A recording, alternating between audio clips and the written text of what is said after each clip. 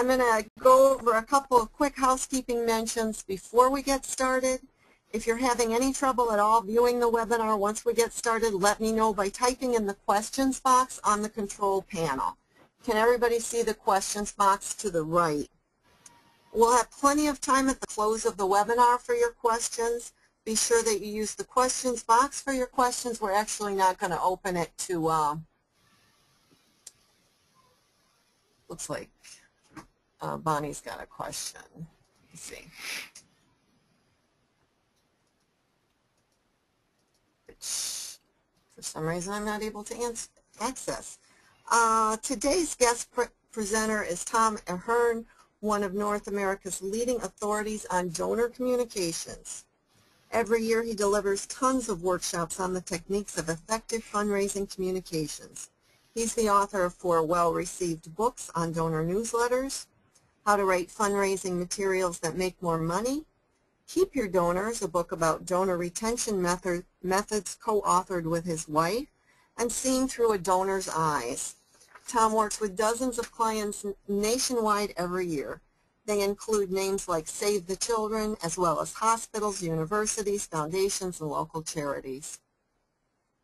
He specializes in bequest marketing, donor communications, evaluations, direct mail, newsletter interventions, and case statements for big-ticket campaigns.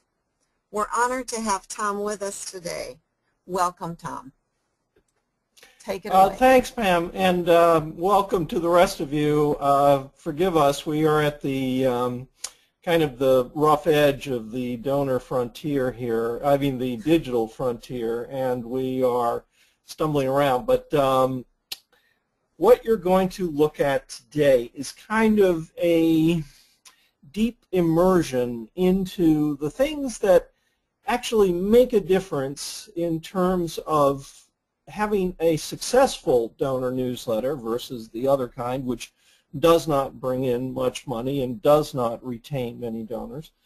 Let's look at the first thing that's important to,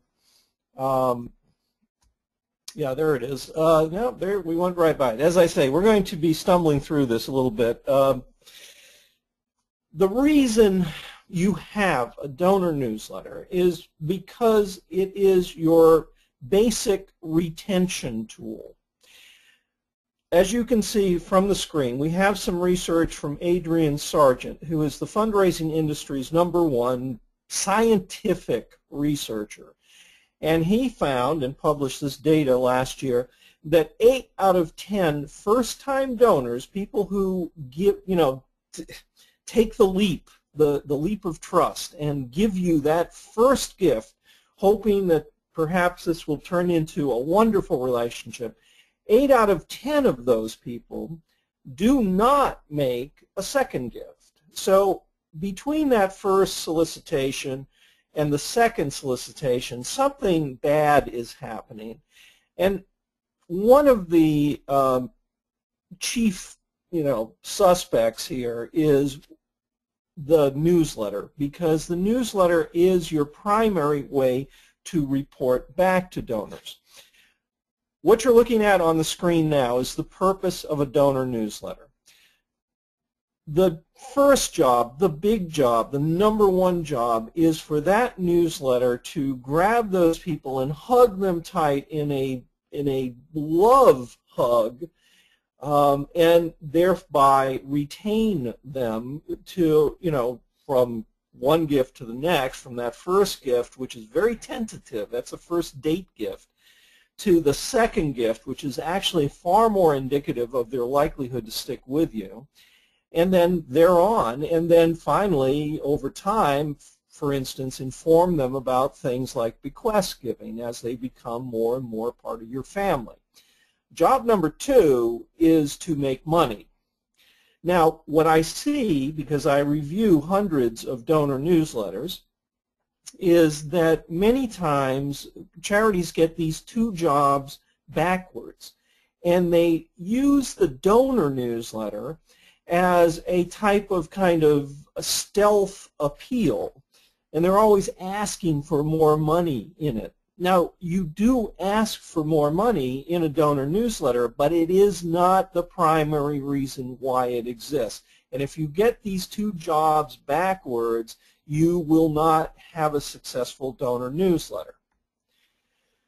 If you do get it right, here is the promise. This is what is available to organizations that do good donor newsletters. And incidentally, in the course of this show, we are going to look at some very successful donor newsletters, and you'll see what makes the difference. If you do it right and you get a 10% improvement in your donor retention, that translates into a 50% improvement in revenue immediately, and that is the beginning of a relationship that is going to become more and more prosperous as time goes by. Now again, this is not pulled out of thin air. This is Adrian Sargent's research put in front of you. So this is the goal. This is why we bother doing it.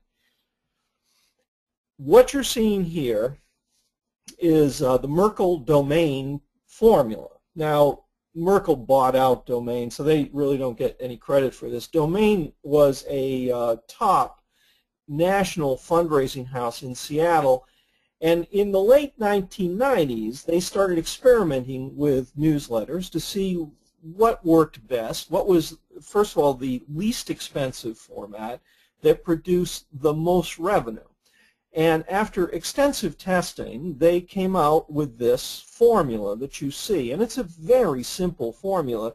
You just want to have a 4-page newsletter. It can be one color. It can be full color. One of the key elements is that it is not a self-mailer. Now, I probably see, I don't know, 90%, maybe more, of the newsletters that come to me for review are self-mailers. And the thinking on the inside is, well, it'll save us cash because we don't have to print envelopes.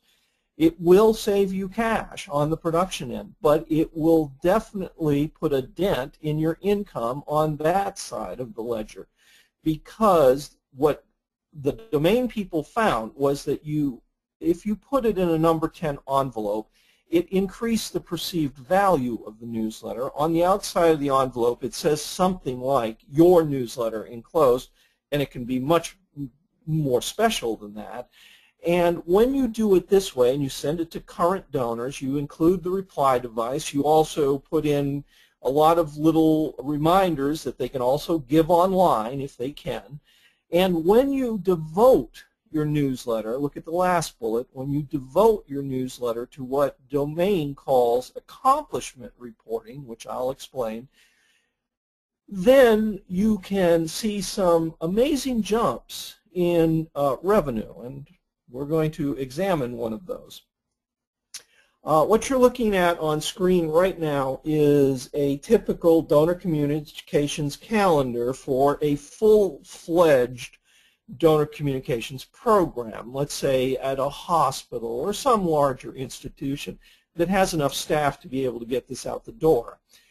I bring it to your attention because there are a couple of things here that are worth noting. First of all, you have a couple of acquisition mailings during the year. That's to bring in new people. You have a 4-time print newsletter, and that's kind of the minimum. Maybe you could go to 3, but if you go any less than that, I mean, a one-time newsletter in a year is actually an annual report. So, you know, it starts to lose news value, and it also starts to lose the thing that you're trying to do, which is to have continuity to the contact. You want to be in front of people all the time. You'll see here they have 6 renewals. Now, this brings gasps from smaller organizations. And also people, you know, they intuitively think, isn't that over-soliciting? Well, no, it isn't. The problem is that if you don't know when people are ready to give necessarily. Yeah, a lot of people give at the year-end appeal, but they might give at other times of the year too. And if you don't go and ask for that money, you simply will not get it. So the truth is, and this all fundraisers, you know, recognize, realize, and learn as they become more and more experienced, is that you really cannot over-solicit. Yes, if people complain, you should answer those complaints, but that's not necessarily a bad sign. That may be a sign that you're finally getting enough appeals out the door. On the far right, though, is a very important column, the e-newsletter. Notice there's one a month, and that's because e-newsletters are relatively simple to get out. You can write one in an hour or two. It needs to be very brief. It shouldn't be long, and so it isn't a huge writing chore. It puts a lot of value on collecting email addresses, so you want to do that all the time. Okay, there's the context for where newsletters are in a standard communications calendar. The question of, can we just stop doing these awful paper newsletters and switch entirely to e-newsletters, is simple to answer. The answer is no. Because they're not equivalents. That's the real problem. And you can also see here some science, which was reported just this month, I think, on what the reaction is on the receiving end to paper versus electrons. It turns out neuroscience has watched the brain work, and when you're reviewing information on paper, it produces more processing in the emotional part of your brain. When you're looking at things on screen, the processing happens in a different part of your brain, which is not so emotional. And that is unfortunate, because all giving decisions, in fact all decisions of any kind, begin with an emotional urge. And if you want to maximize giving, you want to stay in the emotional realm rather than go wandering off into the reasonable. So for this piece of neuroscience alone, you would say, okay, we have to have both. And that actually is the answer. You need a paper and you need an electronic. The virtues of the electronic newsletter are that you can get one out very quickly every month, so you're staying in touch. The virtues of the paper is it's a different reading experience, and it stimulates the emotions more successfully, we now know. Donors like newsletters that are well done because they're like having a good guest come over to the house, tell you some interesting anecdotes, entertain you. The visual aspects of your newsletter are as important as the verbal, sometimes more important. And they're not, pressing for money. They really can't press for money. They're there to inform about what you did with the donor's past gifts. That's what the accomplishment reporting is. Why don't your donors like your newsletters? Why do most donors throw most newsletters away as soon as they receive them, as Jerry Panis found in his research? Because they're terrible and they're boring and they are trying to be risk averse rather than entertaining me. I mean, it's an entertainment medium as a magazine and a newspaper is. It is called a newsletter because you're bringing news. Most charities fail to present anything that is not predictable, and therefore they get treated as, this boring old codger that shows up every few months and says nothing worth hearing. Okay, let's jump into the mechanics of the newsletter. The first thing to understand is that your front page is your most important real estate. It is the first impression part of your newsletter. It is what they will look at first, and so you have to make sure that what is there on the front page is the right stuff, because if you don't get it right, what you have is a house without a front door. The front page is your welcome, and I should look at your front page as a donor and go, oh, I love you people. Thank you for coming to my house. Okay, let's look at a front page of what I would say is a fairly typical donor newsletter. This is produced by a hospital down in Florida, and they sent it to me for my critique. And what you're looking at is a failed newsletter, because what they said to me was, while people tell them, oh, I like it, I love it, I saw my picture in it, wasn't that great, nobody sends any checks in. So they're not advancing their mission in terms of creating more revenue for their wonderful programs at this spectacular hospital. They're just getting nice pats on the back, and it's not doing the second half of its job. In fact, it's not actually doing the first half of its job, which is to report on accomplishments. So let's now analyze this front page, see what actually is going on there. The first thing I want to introduce you to is the concept of eye motion studies, and where does your eye go on a printed page? The short answer is it goes to the biggest graphics first.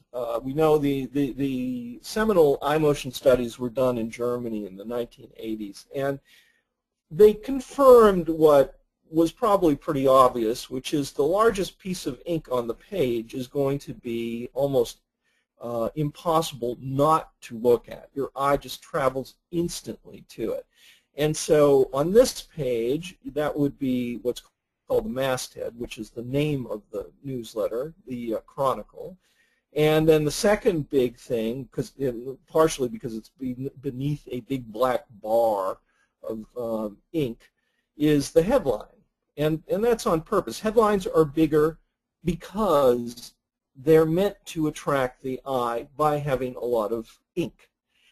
Now, the third thing your eye is going to go to and get totally lost in are all these photos you see wrapping around and filling the bottom and providing all this ballast, visual ballast, to the page. Okay, I just want to quickly introduce you to the concept of eye motion studies. It's very important. You can actually predetermine what people will look at by how much ink you assign to that message or that picture or whatever. Now let's look at a kind of a teardown of what is on that front page and why some of these things are not functioning the way they should be. First of all, the headline focuses on a big number, what I'll call a trophy number. Oh, is $270,000. Well, there are a couple of problems with that. One is, in the context of a hospital, is this a lot of money, or maybe it's not very much money at all? I mean, how much does $270,000 in the context of a hospital actually buy? And that's only part of the problem. The other part is you don't know if that is maybe saying to people, we don't need any more money. And I call these case closed headlines, as you can see from the second bullet here. They are reporting not on an accomplishment, which is the #1 goal of your newsletter. They are reporting on an event and the sum total of the money raised at that event, but that money itself is not an accomplishment. It hasn't been translated into anything. We don't know whether $270,000 will heal a lot of kids or very few kids, or how it's going to be spent at all. So it doesn't fulfill that first requirement of being accomplishment. The other thing is this, and this is fairly typical of these newsletters, they look backwards. This event has already happened, and yet it's on the front page. That means I'm looking in the rear view mirror. The newsletter should be looking forward. It should have vision. It should be saying, this is where we want to go next, and with your help we can get there. This is basically saying, relax, we raised a ton of money, and you don't have to do anything else until we, send you another appeal. And I believe that is probably why this newsletter is not raising money, is that it really, it's just celebrating a party. You have other problems. As I mentioned, all these photos here, basically, you cannot not look at them, so your eye is stuck in them, and they're not giving you anything. It's just a bunch of smiling faces. The only person who really matters on this page is the little kid, and that's Maggie, and she has a very bad, disease that this hospital is working hard and is successfully dealing with, but on the actual printed page, her eye is the size of a little raisin, and you can't stare at Maggie, you can't love Maggie, you can't fall in love with her because you can't really even see her eyes, and that means there's very low empathy on this page. It's a bunch of smiling adults having a ball, and I happened to be in front of a big audience yesterday showing this slide, and I asked them as a kind of case, well, what does this say to you when you're looking at this? And they pretty much all agreed, oh, they're having a great party. That is not the message that you want to be your primary message for your donor newsletter. It is a very minor message that can be in there, but should be consigned to an interior page where it has less perceived value. Your front page matters. It is not a place to celebrate some old event and everybody looks like they had a great time and we raised a bunch of money, but who cares? And why does it matter? This is just not going to get you any place you need to go. Okay, let's look at a before and after, a makeover of a fairly successful newsletter. It was doing okay, but they did a graphic makeover and improved results, and now they're getting a return on investment of 2.5 times. So if they spend $10,000 on this in printing and costs for the writing, because I know this happens to be professionally written, and the postage, those things are your overhead, cost of goods. Well, they still get back $25,000, so they net $15,000 from every mailing, which is worth going for. And you can see I put in some numbers for you, so you get a sense of what their mailing size is like and what the number of gifts are that came in. They mail 5,400, they get 134 gifts. And those 134 gifts, though, translate into $25,000 worth of charitable income. So very much worth going for. Let's look at what they changed so you can get a sense of what might matter. First of all, it used to be a 2-color publication, and it was kind of grim colors. It was this purple and black, and both of those are dark colors. And so the new designer has added a third color, which is this kind of creamy, orangey, yellowy color. It's a warm color, and you can use it in tints in various ways to stand behind, as you can see the bottom article there, to make the type pop a little bit more. The masthead has been cleaned up. It was kind of quirky with some weird type. Now, one of the things you're always trying to say to your donors is, we are a professional operation here, because frankly the research shows that they believe exactly the opposite, that most nonprofits are kind of flaky, and we're in an industry which calls itself the non-profit industry, and so the connotations are we really don't like money, or we're not serious about it or something. And anyway, all research shows that donors are quite skeptical of the business mindedness of nonprofits, so this makes them look business like. There's a table of contents across the top which teases the articles that are on the inside, and one of those teaser messages is a very important one, and that's the one on the far right where it says how to double your donation. That is what's known as an offer.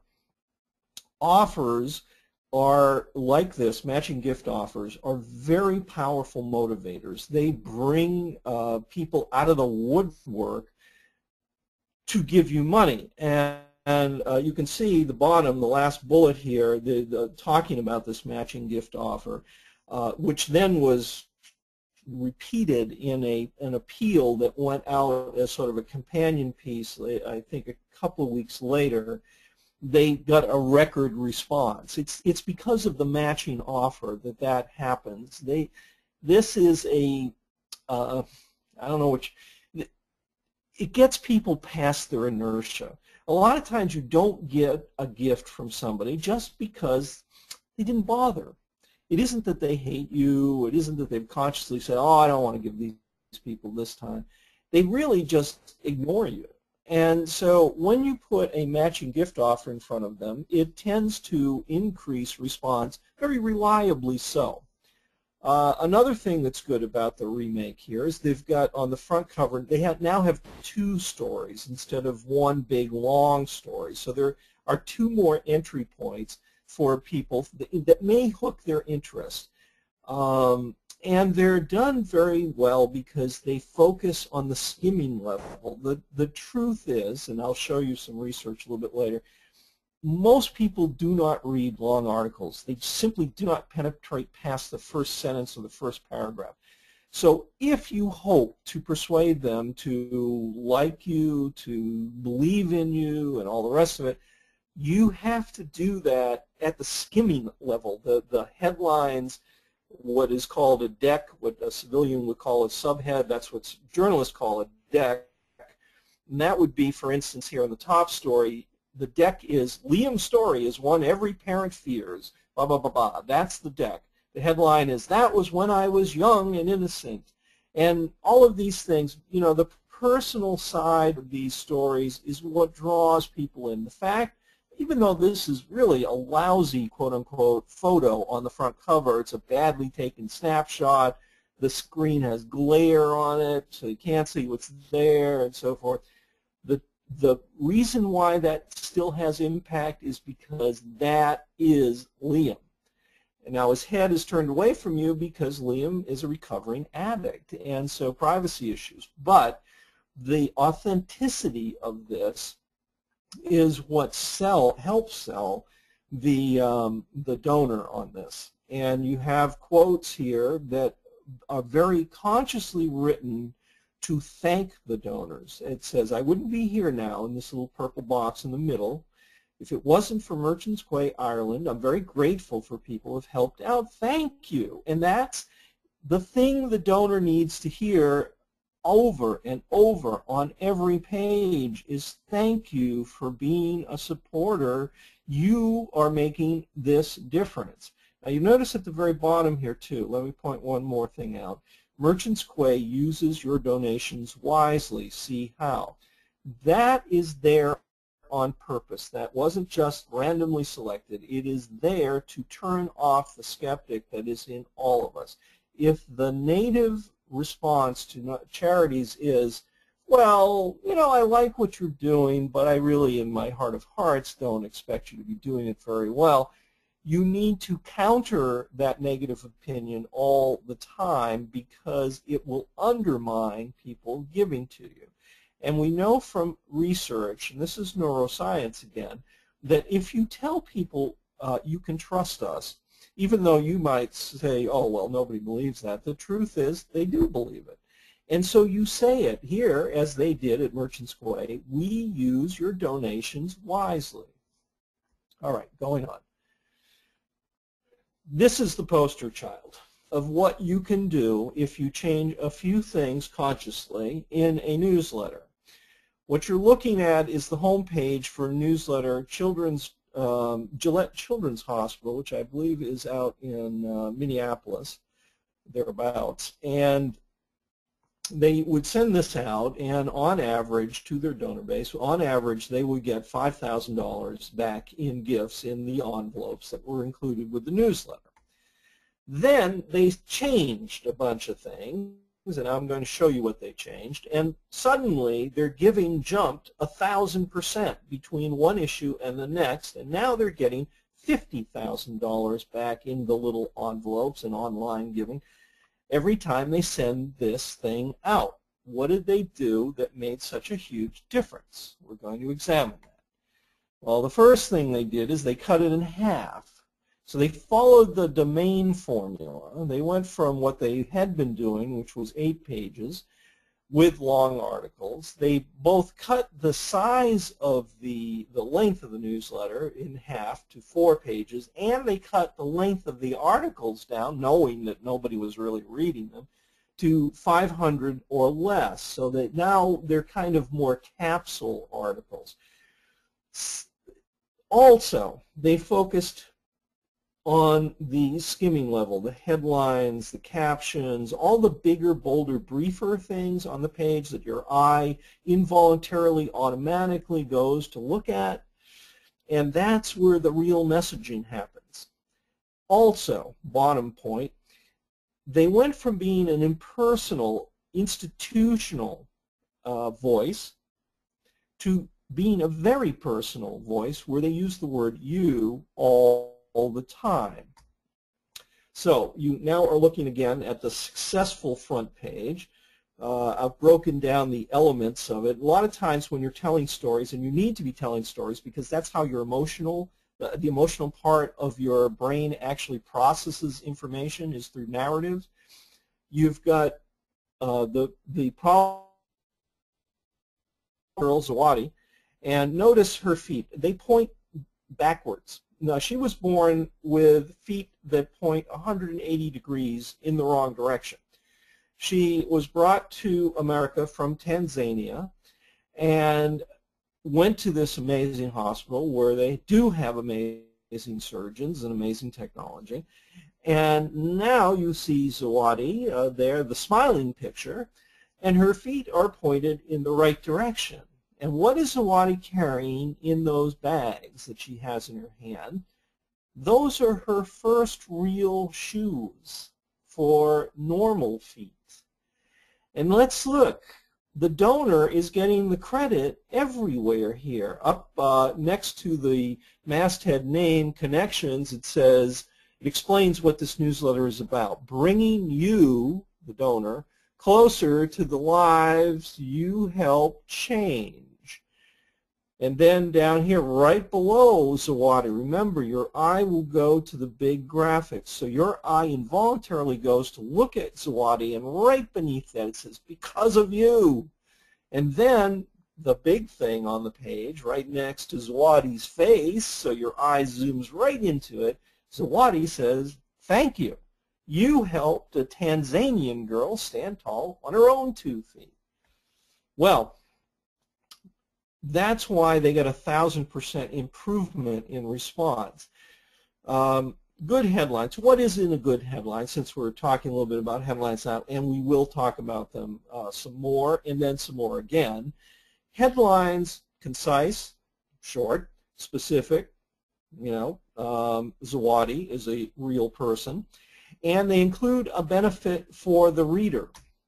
So let's look again at the 2 front page headlines. What is the distinction between these two? The top headline, the one that got only $5,000 in gift, even though they are showing some patience here, what they are talking about in the headline is, at our hospital, Gillette, medical pioneers are setting the standards for spine care. It is all about how great the hospital is. That is a very important. The old newsletter is a PR vehicle. It's meant to build the image and reputation of this hospital. Donors do not care because they already accept that you are cool. What they want to see is the result of your work, which is Zawadi with her feet pointing in the right direction, and they want to be the hero, or they will respond if you treat them as the hero. So instead of focusing on how great the staff is, now the newsletter focuses on how great the donor is. And that basic change is what drove their income up 1,000%. Let's take apart some headlines for a moment. Does God like you? You read somewhere. Now, this is a headline proposed by Roy Williams. He just made it up. He's the so-called wizard of ads. He's a well-recognized genius in marketing, and people travel to hear this man speak.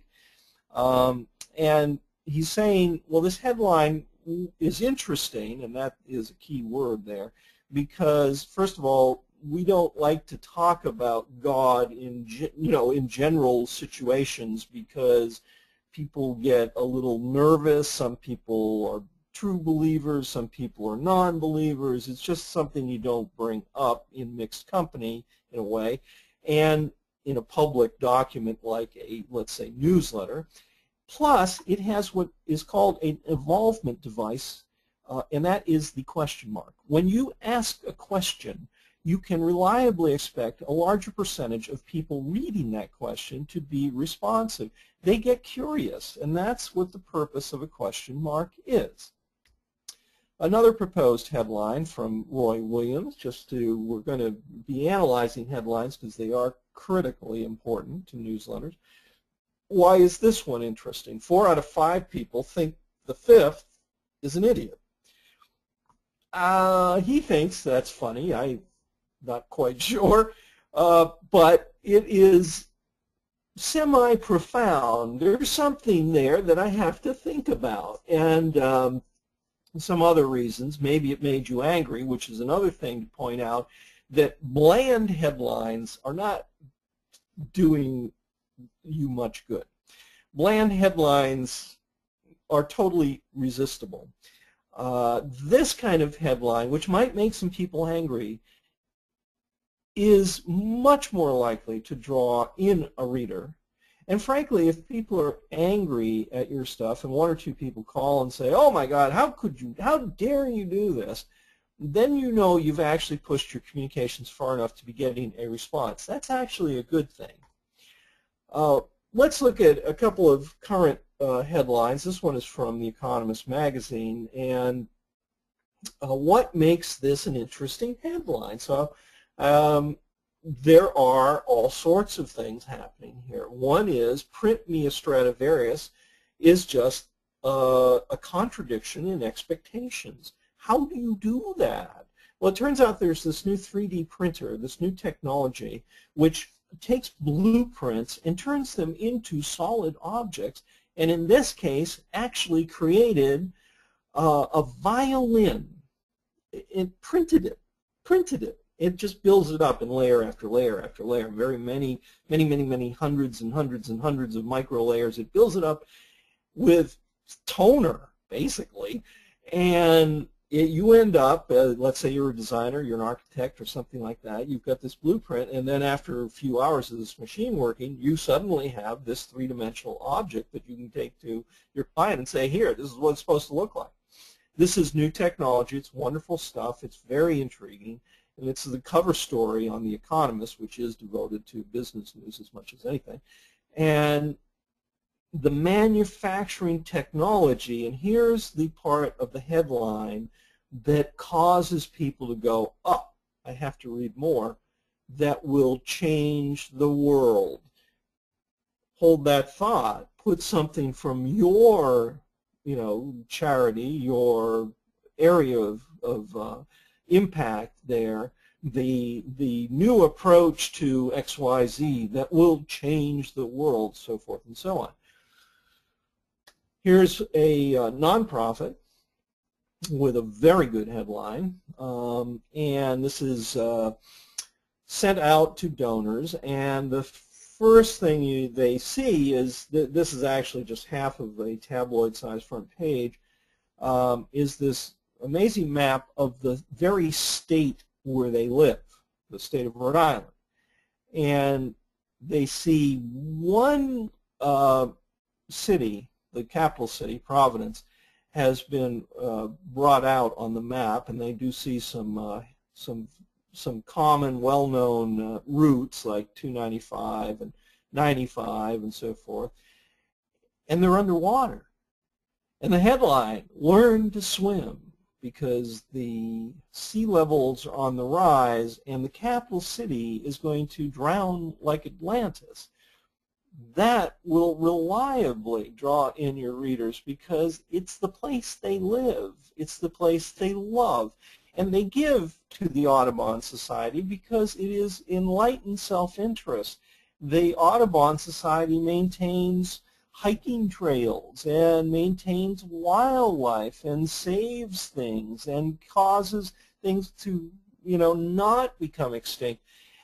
And therefore, it's a very relevant story, and it also attaches to today's news because, of course, you look around, what are the things that we are talking about? Well, one of the things we're talking about, I saw it in this morning's news, is rising sea levels.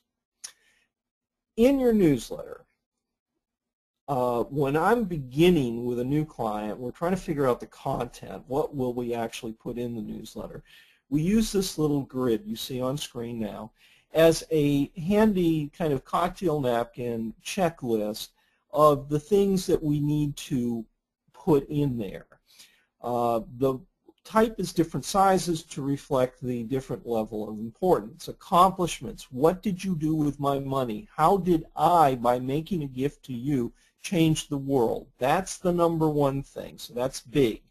Offers of the next big thing, and they are there for a couple of reasons. One is because, of course, if it's an offer like a matching gift offer, you might get additional income from it, but they're also there, many times they're offers for just information. They're there to see if anybody's paying attention, because if you put out an offer and nobody responds, it may be because nobody's actually reading your publication. Offers give you a feedback mechanism. The other two things, in the smallest type, are two things that you work on all the time, but they don't need to take over. They just need to be there, kind of as a steady drumbeat in the background. You need to foment trust in your donors because they don't trust you enough, and they should trust you more. And secondly, you want to build this sense of family, or what marketers call tribe. So your donors they're not an amorphous mass of people that you can, you lose some, you can always add some more.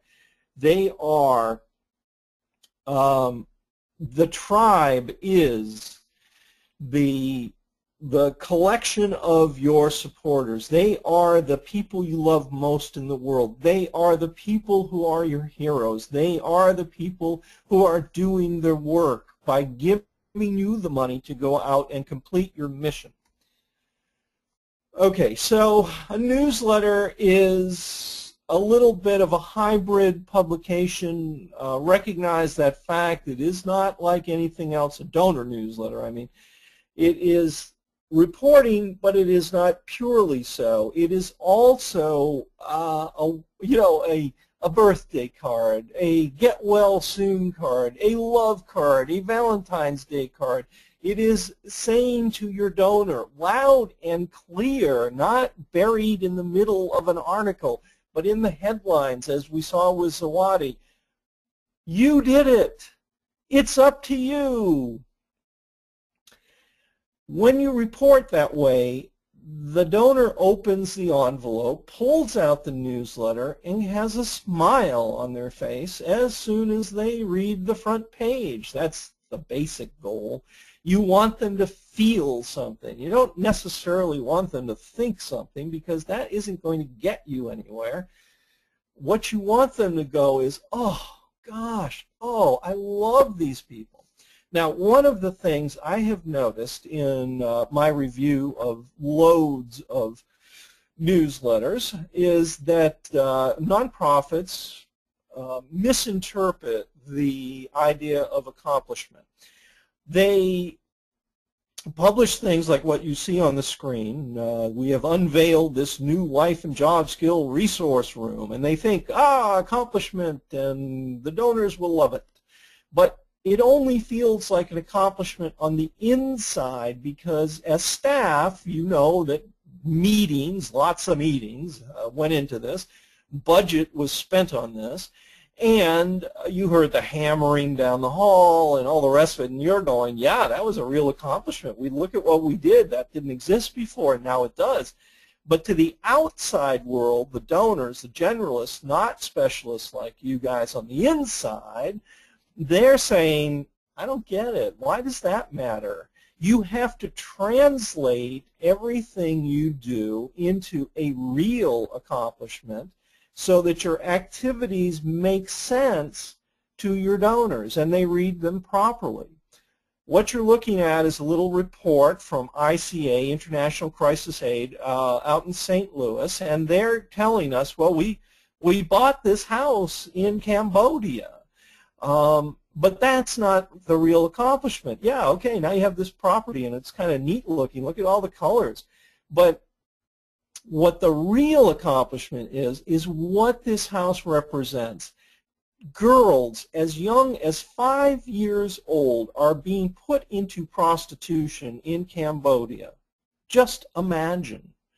And ICA, with their donor money, has gone there, bought the house, and now, what I'm pointing to here on the slide, they are rescuing girls from sex trafficking. They are providing these girls with a new life. That's the accomplishment. That's why this house matters. The physical property itself is irrelevant. It is what happens in there, changing lives, that the donors are contributing to. By the way, numbers are not accomplishments. And again, I see the numbers, service statistics, for instance, flooding charity newsletters. Statistical information, statistical evidence will never, ever create one drop of empathy in the emotional seat of the human brain. What you're looking at here is a very good example. I'm going to give you some research on the next slide which will break this down for you. But you're looking at the bottom half of a newsletter done for the Cape Breton Regional Hospital up in Nova Scotia. And they had this young child. This is not a stock photo. This is a real kid. It is Ava Newman, and she's holding a sign which breaks everybody's heart. I mean, she's such a cute kid, and she's got this expression like, I'm not sure how it's all going to work out, and holding a sign, I need cardiac care. And it's like, oh my God, help this child. But then right next to this, you have the purple box, and it has a bunch of statistics, more than 250. The numbers are made big, so they're even easier to spot. And 900, and 1,800, and 8,500, and 10,000. And, you know, rationally you think, well, that's got to impress people. They're going to see Ava Newman. They're going to say, well, yeah, and multiply little Ava times one of these numbers, and that's a huge problem, and therefore they need my help. But that's not actually how the mind works, so thinking that is fine, but it's wrong. Here's what the research says. This is Dan Ariely, a professor of psychology at Duke University, and he did some fascinating studies where he tried, first of all, he put in front of people anecdotes. He put in front of them what he calls here a identifiable life. That's science talk for I told you a story and asked for a gift, and you gave me 2.38. These are all relative. They're not precise amounts. They're to show you the how much money relatively comes in using different methods of explaining the problem to people. So with an identifiable life, with anecdotal information, he gets 2.38.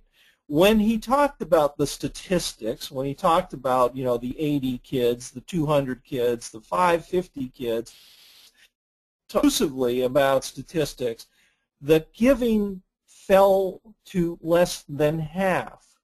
And then, and this is the important part, this reflects back on the front page we just looked at, when he mixed those two together, so you had both anecdotal information and statistical information. You had Ava Newman holding her little sign, but then you had a box of statistics about how many other kids were affected.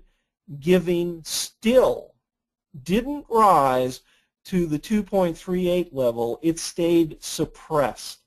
The reason for this is exclusively in the realm of neuroscience. When you introduce statistical information, it moves all the information to a different part of your brain, a part that's kind of in the back and in the middle, instead of the emotional seat, which is up front. And once it's moved out of the emotional seat into the rational area, the brain writes smaller checks. Just be aware of it. And here's some science to back up the very same thing. Okay, so you want to know how many ways can we attack the emotions. And what I have found useful is the Maslow hierarchy of needs, which this pyramid you see on screen. It was published in, I think, 1943, and it is an attempt to just kind of profile what we care about at different levels in our life. Now, initially, we care about very basic things like food and water and getting enough sleep and so forth. Then comes the safety things, putting a roof over our head, having medical care, that sort of stuff. Then comes the belonging to other people, you know, having connections to other people. And this is, for instance, one place where charities step in because they talk about our family of supporters. And that is emotionally a satisfying, gratifying concept for people. Esteem is very important at the higher end of Maslow. You cannot, according to Dale Carnegie, convince yourself that you are worthwhile. It actually works much better if other people talk about how wonderful you are. That is far more convincing. And as a fundraiser, that is one of your primary jobs, is to bring to the donor the message over and over that they are extremely wonderful people for providing the money that makes it possible to do this wonderful thing and that wonderful thing, et cetera, et cetera.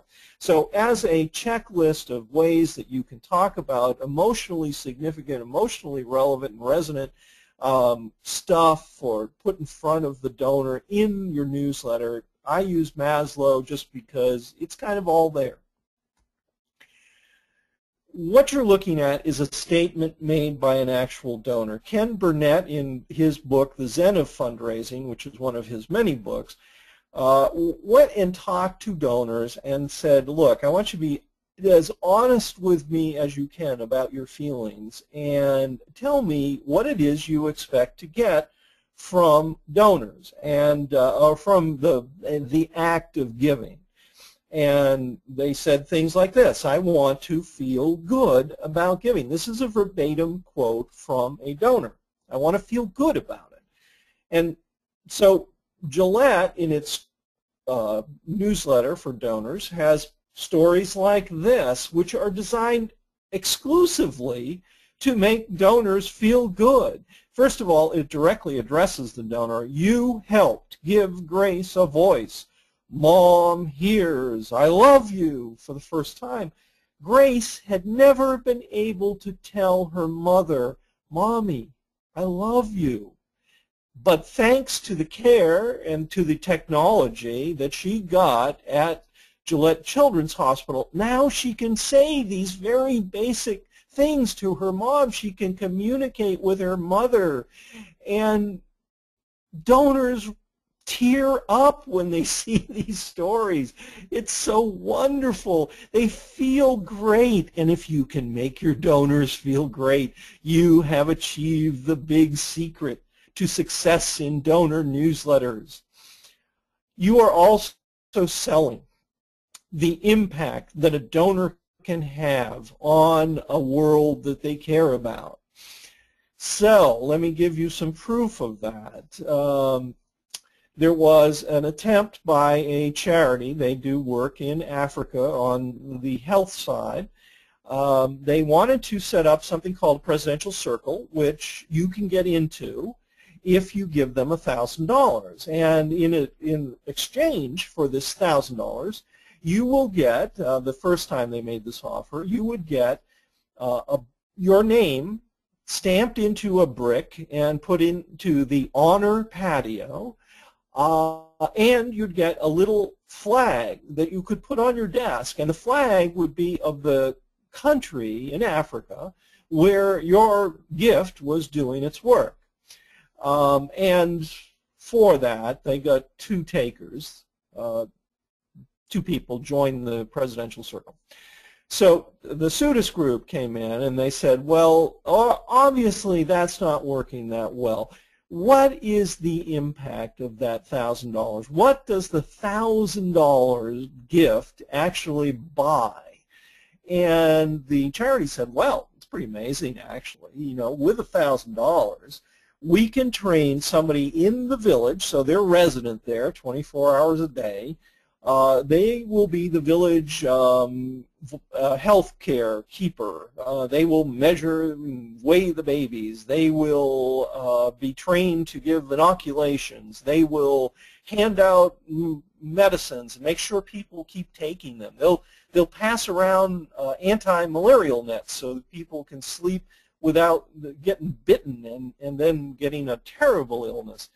And in a year, we will have cured 80% of the endemic diseases in that village that are causing adults to not be able to work and kids not to be able to go to school, and that's what your $1,000 buys. You can cure 80% of the things that are wrong medically in that village for a year. And when they made that offer, instead of a brick and a flag, 123 people signed up. So instead of making $2,000, they made $123,000 to put to work in the field. So you sell impact.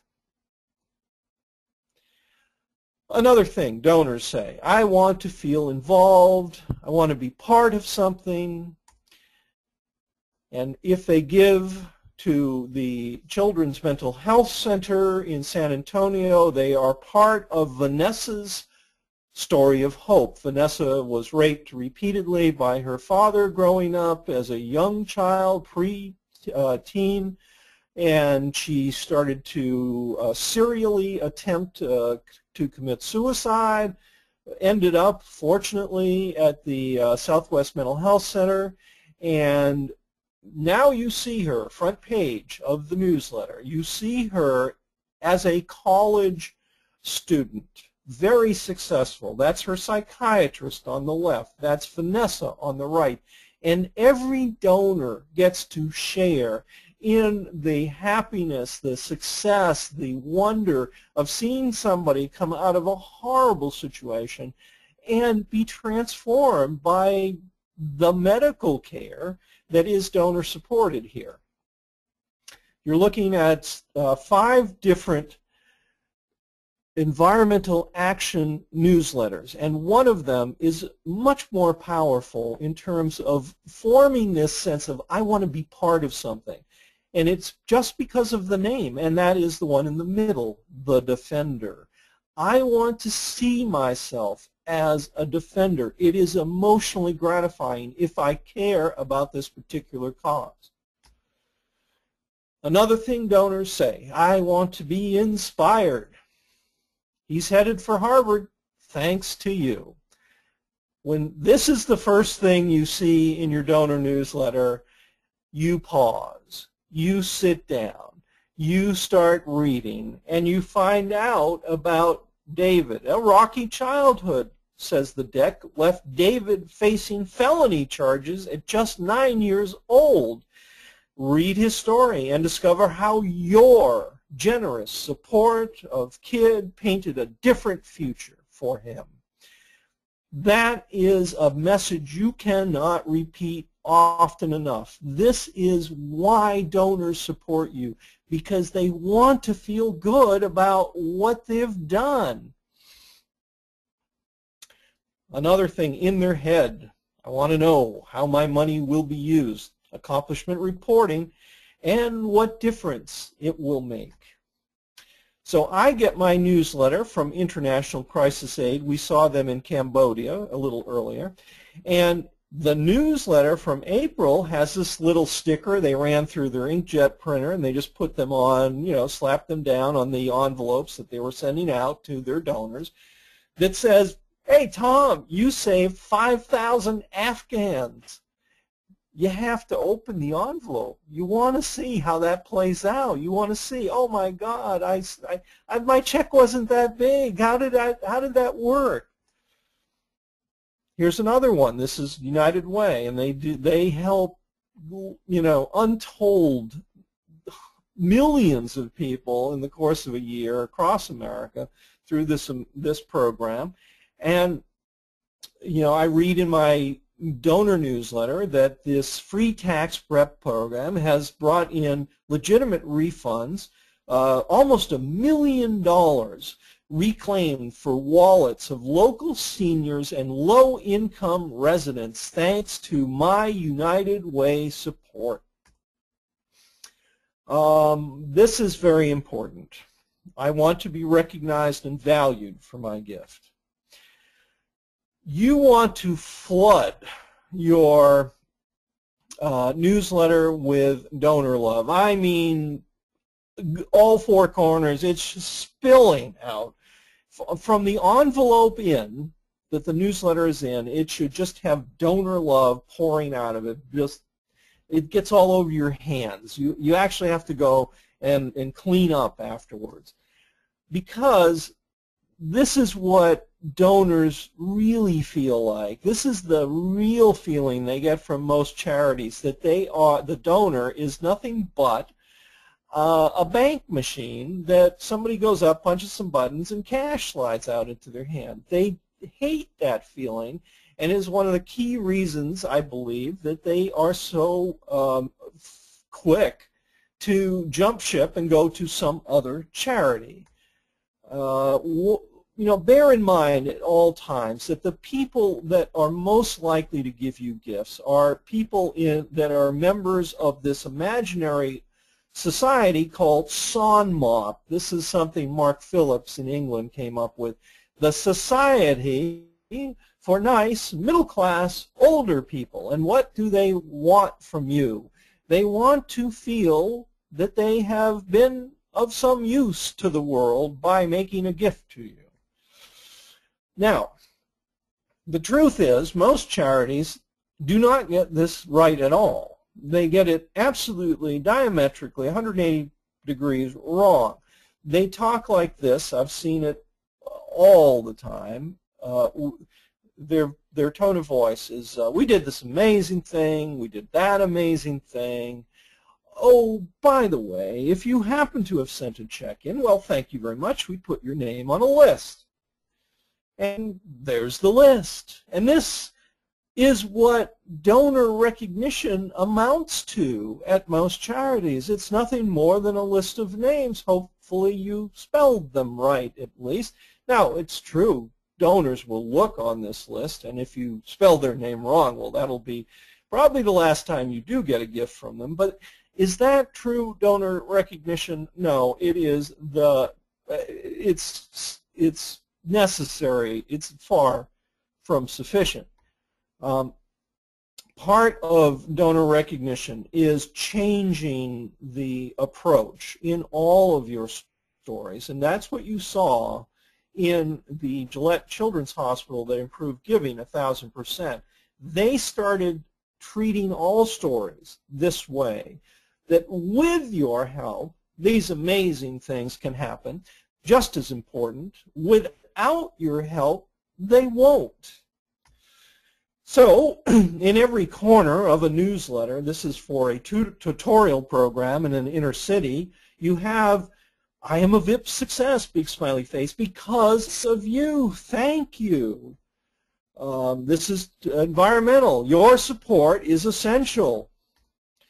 Boys and Girls Club. The club needs your help now. And what you're looking at here is some wonderful work by Lisa Sargent and her designer. And this is for a Florida charity. And you're looking actually at the tops of 3 different pages from the same donor newsletter, same issue. And notice that what the designer did, very smart, she put it in yellow because yellow is a color that it goes into the background. You know, it's not competing with the black type as much for your attention. It's just there kind of quietly radiating the right message. Thank you for caring. We couldn't help them without you. Brighter futures because of you. These repeated statements on every page, in every corner, everywhere you look if you're a donor, remind you of how important you are to this mission. There is another problem that I see all the time, and it is a misunderstanding of what corporate communications are versus donor communications. And corporate communications are a different type of fish than donor communications. Corporate are about raising people's opinion of you. It is image and reputation. Donor communications are about telling the donor how wonderful they are. And they are easily characterized by simply 2 pronouns. In corporate communications, the characteristic pronoun you will see over and over and over is we or any of its variations. In donor communications, on the other hand, the most important word is the pronoun you. In fact, sidebar, in marketing, the most important word of all is the word you. Now, I've taken a little snippet here. What you see on screen is a little snippet from a report from Amnesty International. Had it been done as corporate communications, it would have read, I feel very fortunate because in my travels I am able to meet the people that Amnesty has helped. But it wasn't done that way. It was written by Sean Triner at Pareto down in Australia, and he's one of the world's best copywriters. So he did it the right way. Donor communications simply changed that word. I feel very fortunate because in my travels I am able to meet the people that you have helped. And that one word substitution makes volumes of difference in your income. You're looking at an e-newsletter from one of my clients, Save the Children, and I torture them because they don't get this right no matter how much I bang on them. First of all, Dear Thomas, they never asked me how I wish to be addressed, so they're addressing me by the name that is in the record file. I don't actually ever go by the name Thomas. It's always been Tom. It has been Tom since I was a child. And so they got that wrong, and now I can hear the computer whirring in the background, Dear Thomas. And the first thing, and it's in bold, and it's centered, and it's got white space around it, is every 4 seconds a child life is saved by me? No, by us, by a Save the Children health worker. Did I help pay for them? Well, maybe, I don't know. We're not talking about that right now. We're talking about ourselves. As we see again, what's the big graphic on the page? It's baby Aisha, the photo. And cunningly shot so that I see the Save the Children logo in the background of her, wherever she's lying down sleeping. And it says, every 4 seconds, a child like baby Aisha is saved by me, the donor? No, by us, Save the Children health workers. Did I help bring them there? Well, we're not talking about that. We're talking about ourselves. And that is that persistent desire to talk about yourselves is killing your income. So you get yourself one of these high-tech editing devices, the big red pen, whoops, and you go through your stuff and you circle every instance where the word you has appeared in your publication, because that's a good thing to do. Now what you're looking at is the donor newsletter from one of the world's largest charities, Catholic Relief Services down in Baltimore, and I had the unpleasant/pleasant task of going to them and training them and saying, hey, by the way, your donor newsletter utterly fails the U test. It doesn't use the word you at all, and there you go.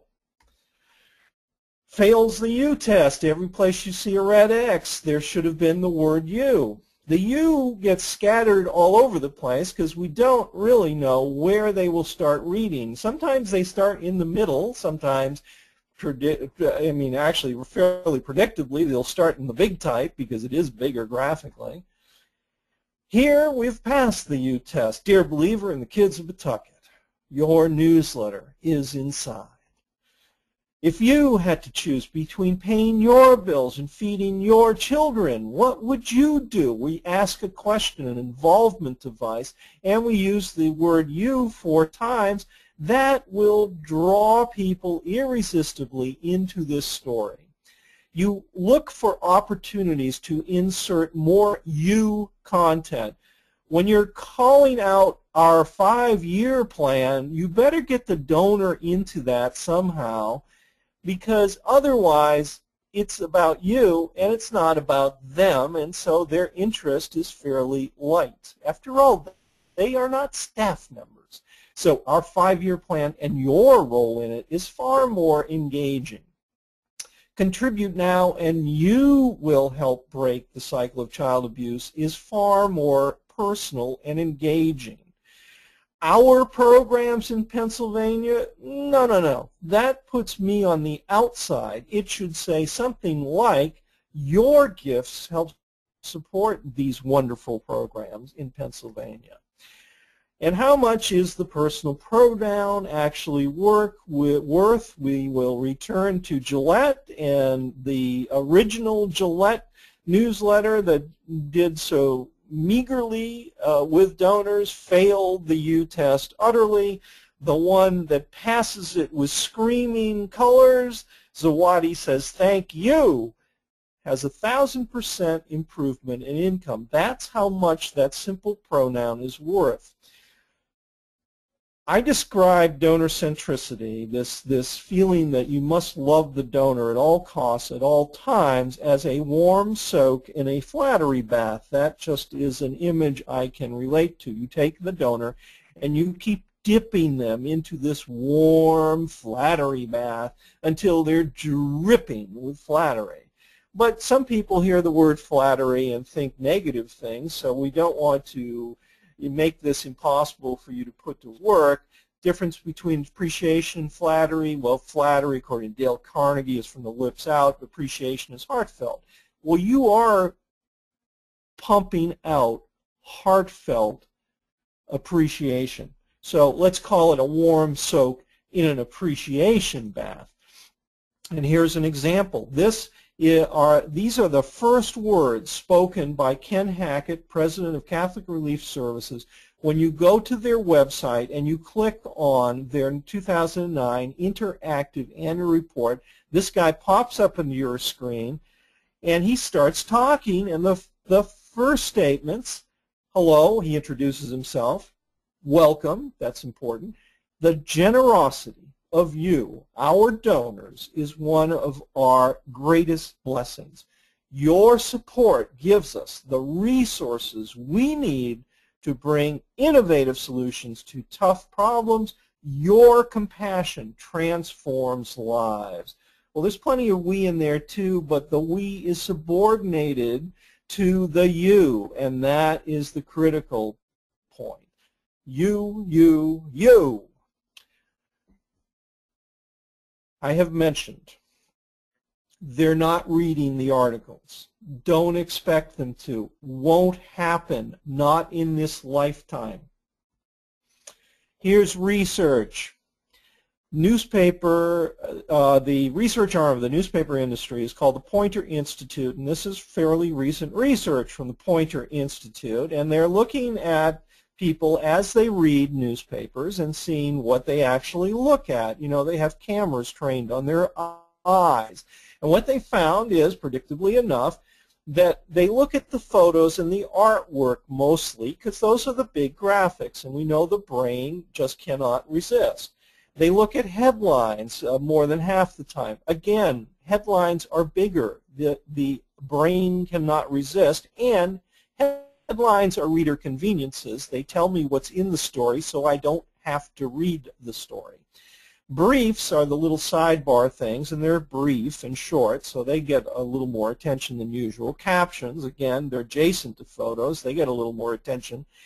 The least amount of attention is given to the text, and actually the 25% is assumed to be a fairly, perhaps a high number, a little distorted by the research. So you can assume that it probably 1 out of 5 at most of your quote-unquote readers are actually reading any part of an article, and usually they don't go much further than a paragraph or two.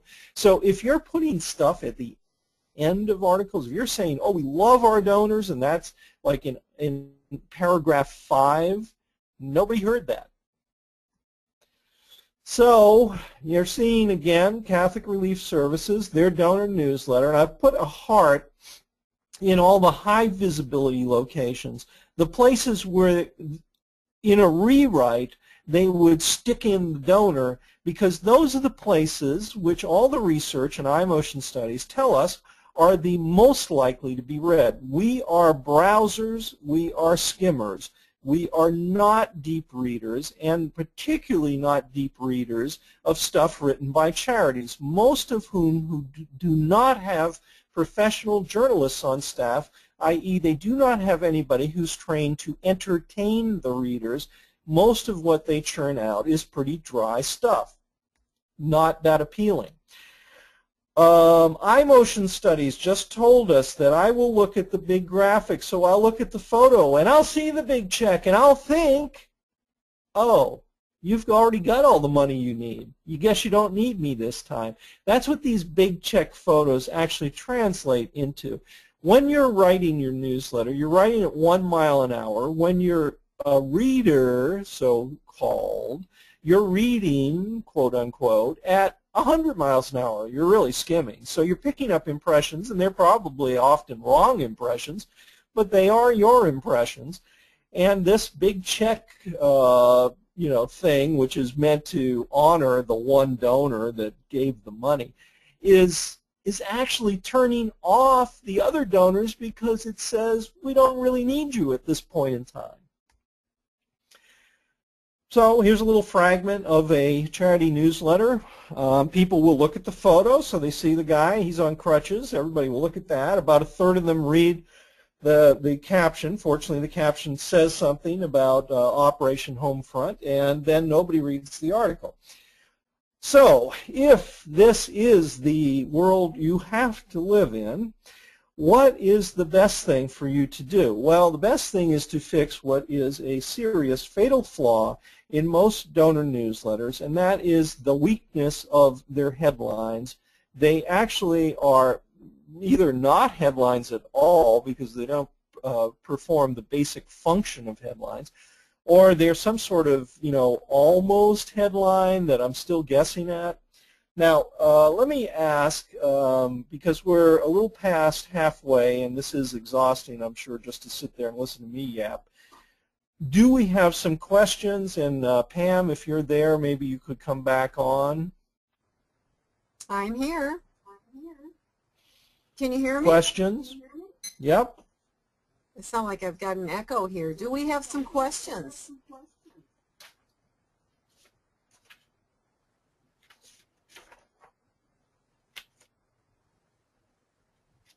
I'm not seeing any right now. Okay, I'll just keep going, and then we'll, at the end, if people have thought of a question or something confuses them or there's something they want to explore, perhaps we can, wrap it up with questioning. That sounds good. Okay? I had just one quick question that, while we were going through, and that's, do you ever recommend using stock photos? Yeah, you can use them. Yes, I use them myself with my clients all the time. Sometimes because the stock photography you can buy today is often generated by some of the best photographers who are working. Most commercial photographers now created a second income by selling outtakes or selling kind of generic photos to the market. So there's great stock photography. It used to be kind of second rate, but that's years out of date. Now you can get incredible stuff.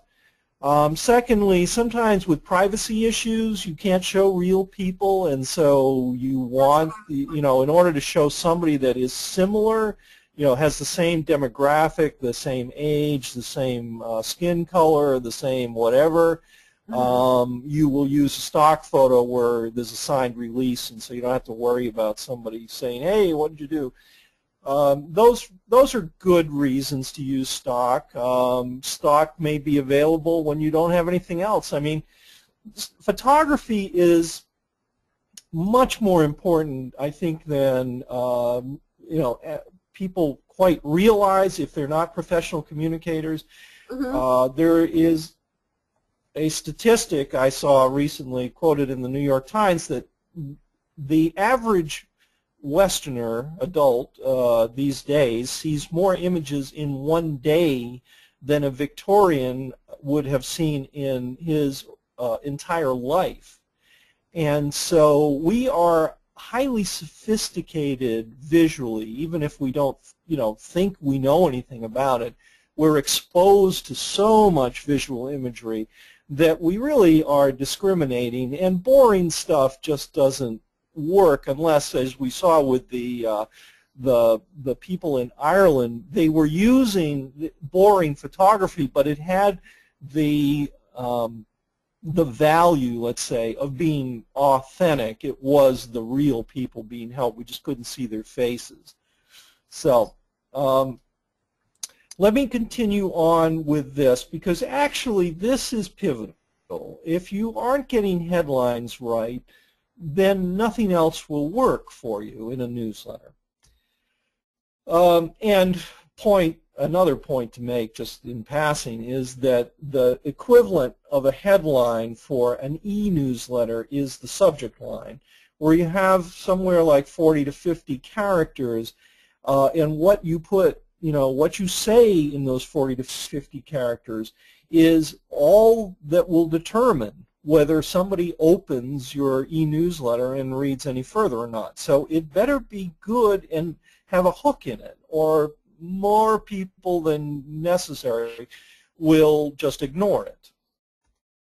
Okay, what you're looking at, I see this all the time.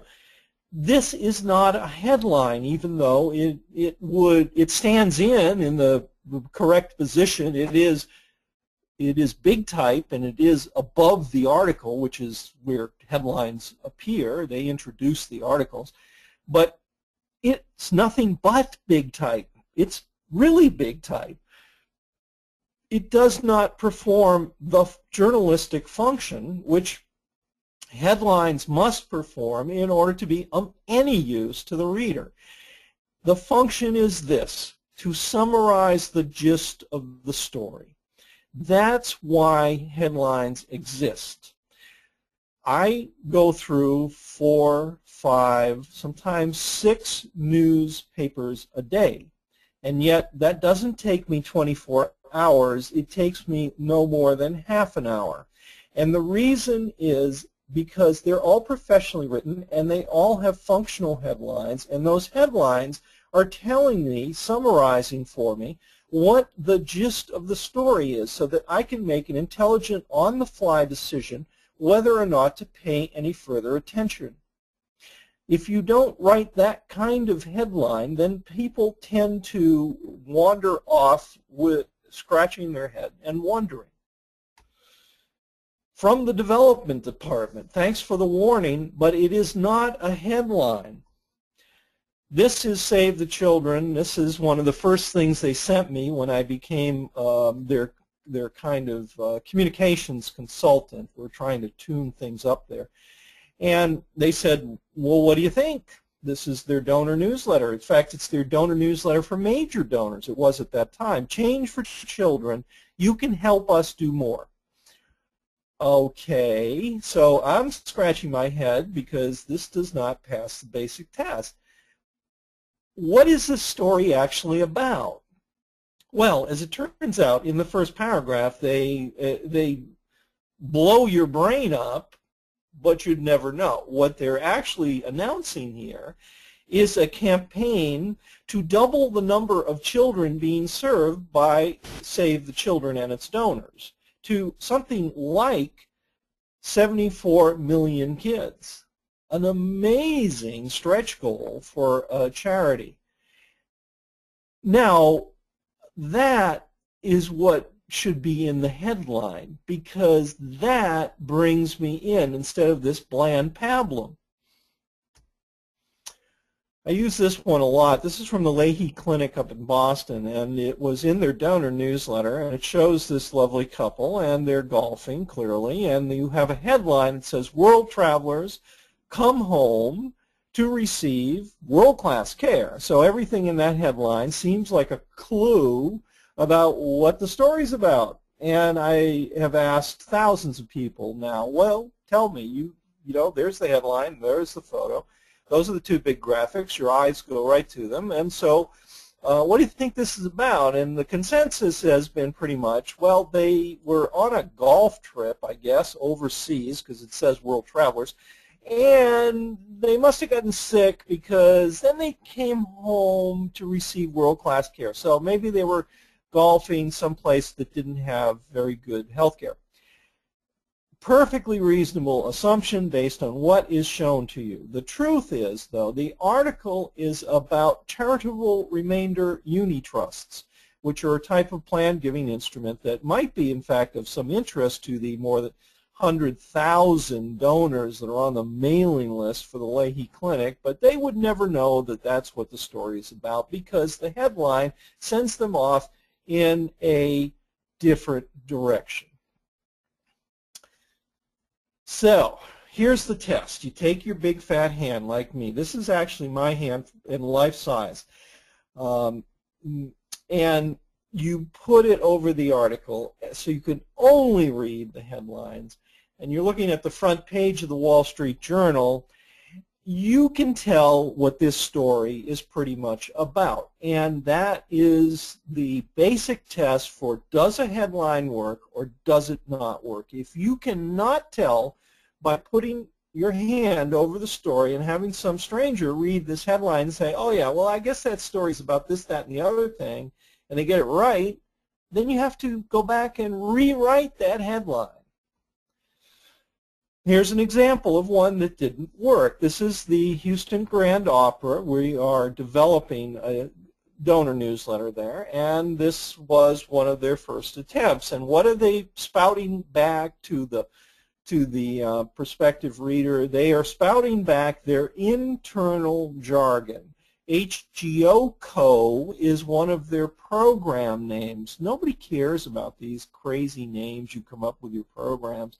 Not the donors, maybe the funders might. Company, community, collaboration. Well, okie dokie, whether that's alliteration or the other one that is vowels, I don't know. It's, you know, it's just a bunch of words thrown together by program people, but they mean nothing to your average reader. It's internal talk. You cannot take your internal talk on a walk out on the street. Nobody understands it. They don't care about it. They're not interested in it. It has no resonance for them. It's just inappropriate for a non-specialist outsider audience. Here are a couple of before and afters for you to look at in your leisure time. On the left is what they originally intended to say, and on the right is the rewrite. So, for instance, the Opera Ball 2011, My Fair Ladies, wouldn't it be lovely to raise $1 million? Well, you know, there's some virtues to that. They have a question there, and it's kind of funny to read, wouldn't it be lovely, which is from the song. But it doesn't get to the point. The point is, this is an offer. This is about inviting you, the major word, the most important word, to come to this ball. It is an invitation, and instead of burying that invitation at the end of an article, even though put in boldface to purchase tickets or to donate, we, in the second iteration, pulled it up, put a box around it, put a pink tint behind it, made it bigger, made it splashy, turned it into its own little ad, and that's how you get people to notice these offers. You can go wild in a newsletter. Being safe is not the smart thing to do. And here's a good example. This is a wonderful piece that was done by an environmental charity up in Canada, and they took a risk. They wrote as if, in this case it was an appeal letter, but it could have been a newsletter, as if it were written by a ruby-throated hummingbird. And here you see a shot of me taken just before we left Mexico. It's my good side. And then in here we have a map that shows where the ruby-throated hummingbird went. It went and it rested on an oil platform on the migration route, and all sorts of wonderful, counterintuitive, surprising things we learned. This entertains me. Here's Lilu. She is in a newsletter for an animal shelter. Hey, and she's talking to the reader. Lilu, hey y'all, I'm easy breezy and beautiful. If you're looking for kitty kisses, I'm the girl for you. I don't like to share, so I prefer home where I can have my people all to myself. I'm a talker, so you can tell me your story, and I will tell you mine. Very entertaining stuff. They probably cloned this cat and had it adopted 1,000 times by now. Again, neuroscience. Why? Because it's just your brain trying to persuade my brain. So the more we know about how brains respond and react and work, the more successful we will be in that endeavor of persuasion. And neuroscience said this. It was quoted in the Wall Street Journal in 2008. This is pretty recent. When we come across new information, that information triggers a chemical reaction that makes us feel good. And we try to get more new information because we like the feeling. There is something reliably that you can do with your readers, is put surprising stuff in front of them. A claim for the world's premiere of the first ever mariachi opera. Oh my God, who's ever heard of such a thing? In fact, it's even simpler than you might realize, because even the word new is extraordinarily powerful and attractive and causes people to pay more attention. So this is a little item from a Planned Parenthood newsletter where you can see we've used many words. Some are exactly the word new. We have this chic new condom brand. We have a new fashion statement. We have something new, the new condom. I've circled them. But you also have words that suggest new, like launches and released and so forth. Anytime you can get stuff in that is new or new-ish, it is a good thing. The most highly paid journalists in America are the people that write the headlines for tabloid newspapers that you see by the checkout counters in supermarkets. Those people get paid like Hollywood scriptwriters because those publishers know that the headlines are what cause people to read that stuff. So you'll see words like secret and unveiled and revealed, and But even more pedestrian stuff like did you know columns and frequently asked questions, or this one, myths and truths, will cause people reliably to pay more attention to you. Make lists, because lists are very popular in headlines. I'm just giving you a few tips here, like the top 3 kinds of help military moms on the home front need most, or connect with today's news because I'm already into it. What did Charlie Sheen do today? How is he in Libya? Is he curing global warming with the freeze effect on his audience? You know, it would just plug into whatever else is out there because they're already paying attention to that. Inside this envelope, if you put this on the outside of your donor newsletter, on that envelope that is the carrier for that newsletter, you put there something that says, one of our community's darkest secrets, I guarantee you that most people will open that envelope. They can't really resist. They have to find out what the secret is. Now, while newsletters are not primarily sales vehicles because they are there mostly to make me feel good as a donor, they can sell a little, and I mentioned that offers are how you do this because you want to get a response that you can track. If you are sending out an e-newsletter, which of course you should be, know this, that the electronic, the online environment is far different than the print environment. It is utterly action-oriented. It is so interesting to watch people interact with a new website in a test environment because all they do is click on things to see what will happen. It's a totally safe environment. They don't expect, you know, something like the thing will blow up. They're just clicking, oh, look, video. I'll click on it and see what. That's why in the e-newsletter you keep the writing to a minimum and you keep, as it says here, bullet number 2, you give them 3 to 5 actions to take. A very good kind of offer is a tour of any kind. Now here we have the advantage of exotic, wonderful, beautiful animals being treated like, in a way, like, you know, royal princesses. They get better health care than you and I do. But you take somebody on a tour like this, and what the advantage is they are going to step in things, they're going to smell things, they're going to hear things, they're going to feel things, and because of that, those create what are called sense memories, and sense memories last a lifetime, unlike intellectual memories, for instance, studying for a test, and then the day after the test you can't remember what any of the answers are. Sense memories never go away, and that's one of the huge advantages of making the offer to make a tour. Now, do not bury your offer. I've brought this up before, and let me give you the poster child for, you know, the proof. What you're looking at is an insert that went into a newspaper. It went into 250,000, 250,000 households.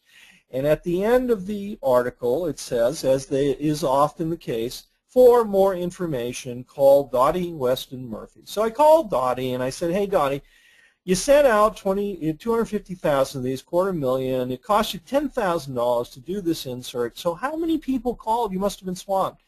0. Nobody called. And that's what happens when you put these stupid little offers, excuse my language, at the end of an article for more information. They simply do not work. You have to treat all your offers as little ads. Make them pop. Make them bigger. Make them easy to find, as this newsletter does here. You know, it's free. It's new.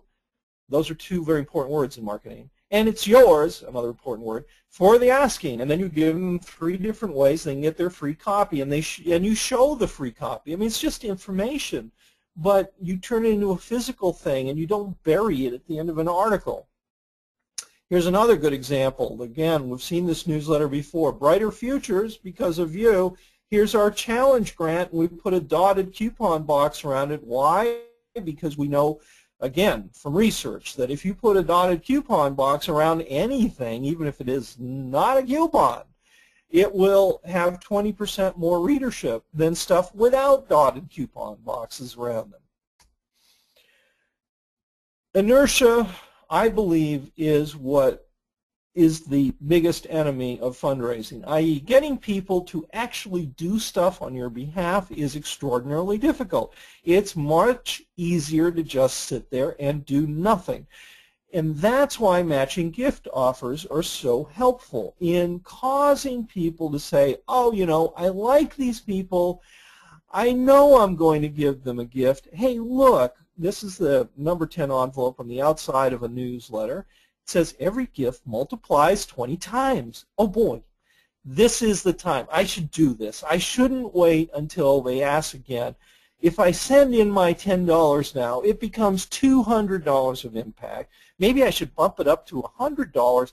That would give me $2,000 of impact. I may be feeding an entire village for a month somewhere.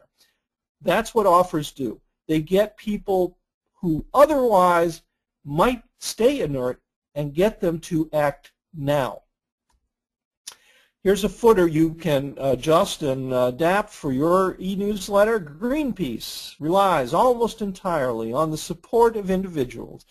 This is very important. We have given the entire responsibility for the Greenpeace movement to the donors. Why?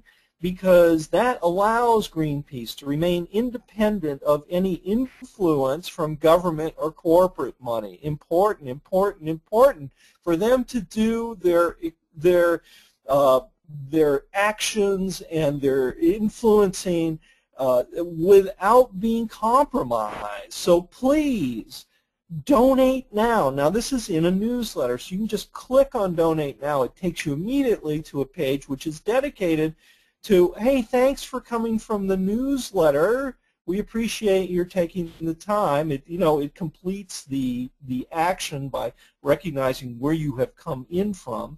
Please donate now, and if you can, because it is recognized that in the times we live in, with very bad economic conditions still all over the world, a lot of uncertainty, people giving is way down. It is way down all over the country in the United States.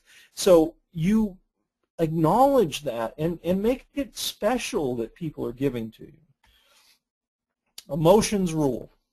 Here are the 7 top emotional triggers according to the direct mail industry. This is the consensus. Consensus reached through trillions of dollars of testing. That's literal. That's not an exaggeration. And decades and decades of testing. Anger, exclusivity, fear, flattery, greed, guilt, and salvation. They're all powerful. Now they're listed alphabetically. I would say that of them, you know, you choose and you situationally which one is going to work for me. And you look at the thing you're about to put out in the mail as your newsletter and you say, which of these emotional triggers does this stimulate? They can be good emotional triggers, that is positive, and I'll show you positive ones in a second, or they can be the bad ones, the negative, the fear, the anger. Those are very important to moving gifts in your direction. We now know, again, neuroscience, that negative raises more money than positive. Whether you like that or not, that is the situation. That is the brain environment you work in. And so you're looking at an offer being made by a charity. Now this charity had a wonderful thing happen to them. One of the, a well-known novelist in the UK, a guy named Nick Hornby, came to them and said, you know, I have minor characters in all my novels. I write about one a year or every 2 years maybe. And I'm happy, because I believe in you guys, to name one of these characters, one of these minor characters, after somebody who has, you know, won an auction, the immortality auction. And 6 other novelists came forward and said, we'll do the same thing. We'll name a minor character. So we, you know, a donor to this auction can be now in a published novel that quote unquote, will be immortal. What are the emotional triggers? Exclusivity, not many people get this opportunity. Greed, I really want it. I want to be that famous person. I want to be a minor character. I want to be in a novel. Flattery, all of these things happen. And these are the things that cause, these emotional triggers are what fire me to do something. Now here are the 5 positives that Mal Warwick depends on heavily in his work, Mal being one of the top copywriters for fundraising in the world. Hope, love, compassion, duty, faith, these work like a seesaw with the negatives. So if you introduce anger and fear, you better give me some hope that we can do something about it. Otherwise, I'm just disturbed and I get no resolution. The gift actually comes in because you are promising resolution to the fear and the anger. Adrian Sargent again, top researcher. What is one of his key principles? Why people stay loyal to a charity, why donors stick with you? Because, he says, these are his words, they are aware of consequences. They know somewhere in their minds that if they do not give you a gift, someone may be hurt. Someone, let's say the food bank, would not be able to get the meal they needed to feed their kids. And that, it may be a very minor tickle, but it is a tickle. And it says, you know what, I've ignored the last 3 times that they have asked me to contribute. I better contribute this time because I just think they're going to need me. Here's Weighed Down and Weary. This is a newsletter from the UK. It is done by a top house, but they use the domain formula that I introduced you to earlier, the 4-pager. And this is the insides, page 2 and 3. And look at what is happening here. First, not a lot of words. Things to look at. You have the sidebar, the map, which shows the Mali, and that's where the work is being done. And what is the work? Well, the donors to this charity are giving money in order for draft animals like this donkey here to be helped. They are animal rights people. They care about animals. And these beasts of burden, so-called, they're in very poor countries. Often there isn't much motorized, there isn't much in the way of motorized transportation.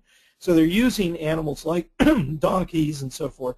And they are treated very, very rough. And this charity goes in and it rescues them, and it brings them to compounds where they are treated well and given health care and fed well, and and they take them out of this bad life. And you can see, and they show the donor what happens to these poor animals. Their ribs are sticking out. They're not well fed. They fall down. They're beaten, and they have to get up again and try again. And they're just, weighed down and weary. And then it tells you what you can do today. And it thanks you right away in big type. So what you just saw is another of Adrian Sargent's principles of why donors stay loyal, which is, of course, why we are sending them the newsletter in the first place, because they are learning as they go. Every issue of the newsletter teaches them something. And he talks about it this way: take your donors on a journey. So do issues, how are we going to take donor journey in this issue? As you could see here from the orangutan people, we're taking them on a journey. We take our donors to a place they probably will never ever personally get to, the jungles of Borneo. And we show the villagers who have enrolled and enlisted to help these baby orangutans be taken care of rather than to be hunted down. And we show them sleeping in a nursery with the orangutans. This is taking your donor on a journey. And that's all I have to tell you today. If you'd like to subscribe to a free how-to e-newsletter, just go to my website. The address is on your screen. Pam?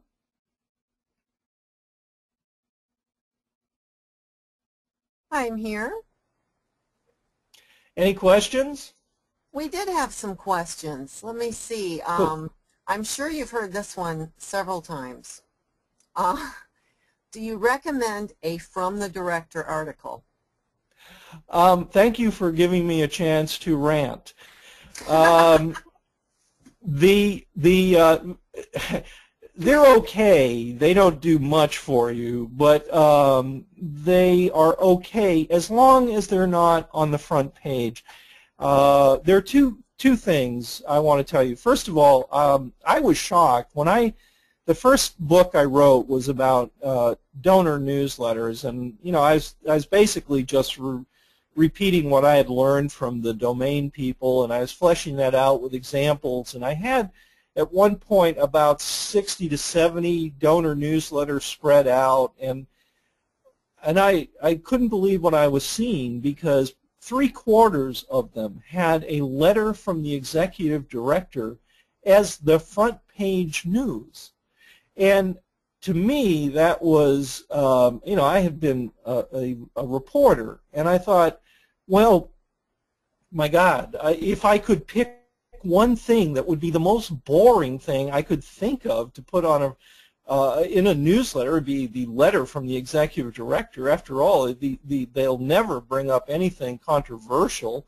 They'll always be talking about how wonderful everything is and how great their organization is, and it's happy talk usually. Again, there are exceptions, and I've run across them, but rare exceptions. Mostly it's junk, and that was one problem. You don't put boring happy talk on your front cover, because you very quickly train your donors to totally ignore you, and so you move it off the front page. The second thing I've noticed is they usually have no headline. They just say, from the desk of the director, or a message from the CEO, or something like that. That is not a headline. That's just a department label. And you have to put a real headline on it, or it is, it's deaf, dumb, and blind. So, move it off the front page, make it as short as you can possibly make it, stick a headline on it, add some zing to it, because the only way you're going to get anybody to read those things is to be entertaining somehow. They're not going to read it because you're the executive director. Frankly, that's a red flag to go find something else to do with your time. So that's my answer. It's a good answer. And another question that came in is, does a reply envelope need to be included in every newsletter? Yes, if you want people to send checks back.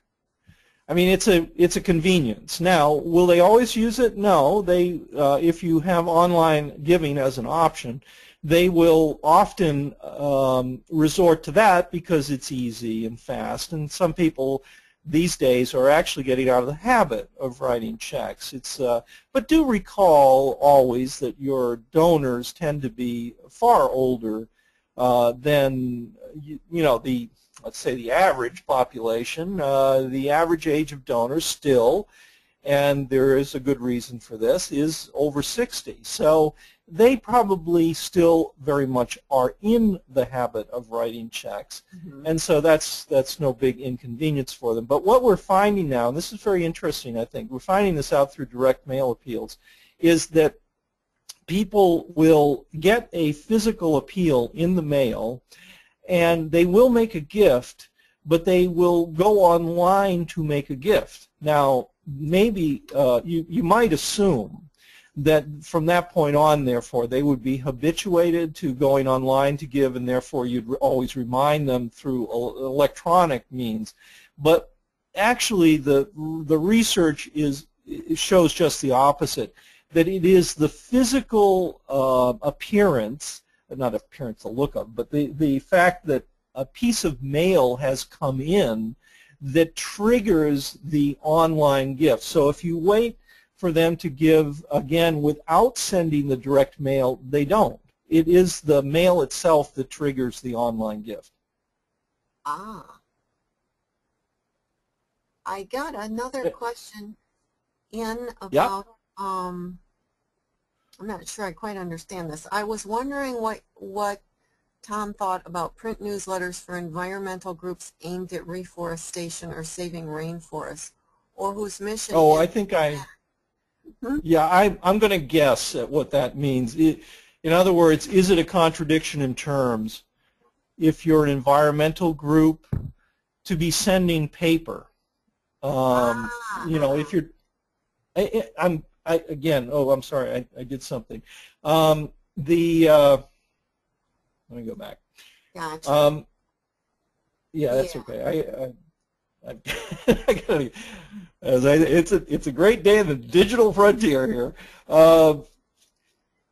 What I would suggest is, if in order to keep the paper, if let's say, first of all, if you wanted to keep the paper, let's say that you looked at some of the research, you saw that the paper experience is different than the electronic experience, you want to retain the paper experience, I would say go find a paper that's made out of sustainable forestry and make that a big point, because actually that confirms to your loyal readers that you're conscientious and thoughtful about this. So somewhere easy to find, it has maybe a little symbol for recycling or something, but it also says out loud, maybe on every page even, this newsletter is printed on 100% renewable paper made for 100% renewable trees or something like that, just because that's appropriate for your donor base.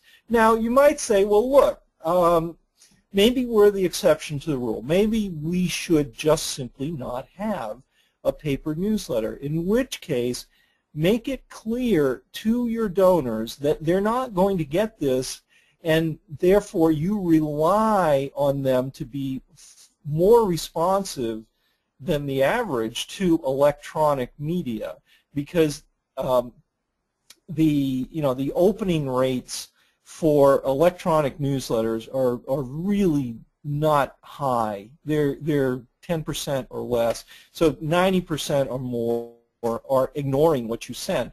In order to get past that problem, well, first of all, you have to write really exciting subject lines. Those are your e-news headlines. But secondly, and that takes testing. Incidentally, it is a very much in progress thing. Nobody knows, and it is different for every cause, what works and what doesn't work. But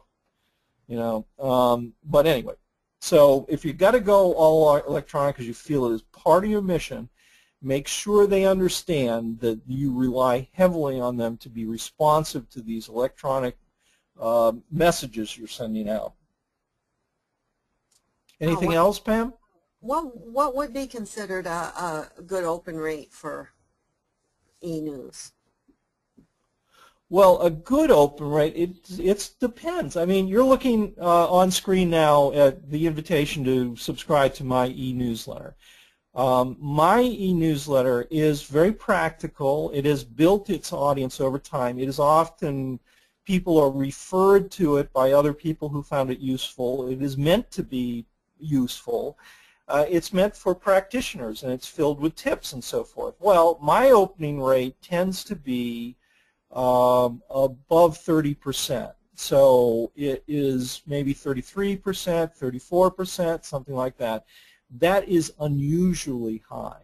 The industry standards that are tracked by Constant Contact, which is the service I use, says that typically a newsletter from a firm, a consulting firm like mine, might have an opening rate of 10%. Charities have an opening rate of 10% or under.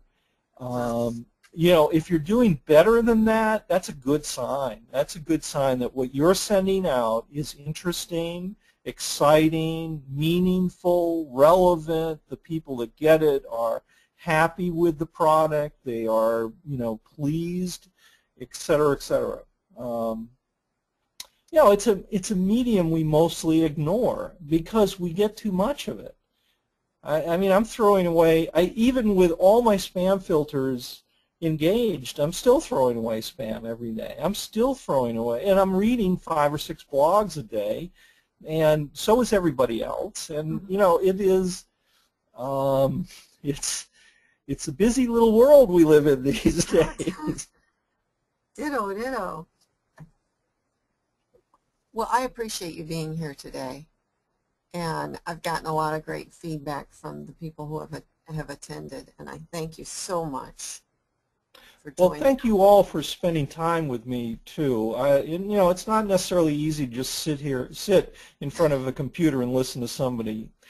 So thank you for participating. We've gotten some great feedback. Thanks so much, Tom. Okay, Pam. Take care, everyone. You too. Bye-bye.